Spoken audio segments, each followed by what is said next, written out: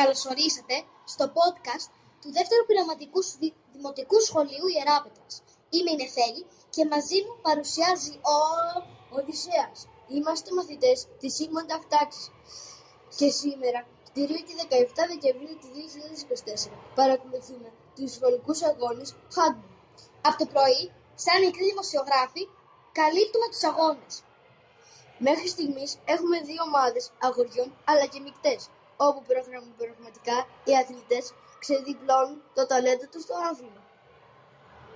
Νεφέλη, για πες μας λίγο το σκόρ μέχρι στιγμής.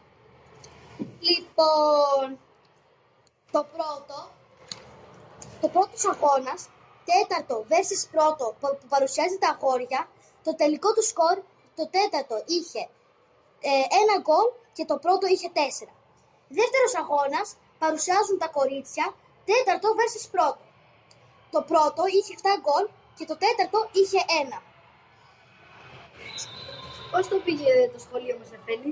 Το σχολείο μας δυστυχώς δεν τα πήγε πολύ καλά.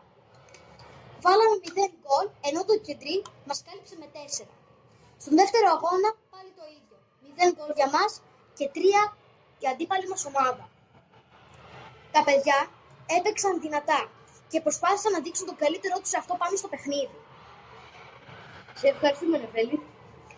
Δίνουμε τη σκητάλη στο επόμενο podcast με τον Αντώνη και τον Νίκο για να συζητήσουμε τις έννοιες του οπαδού και του φιλάθλου.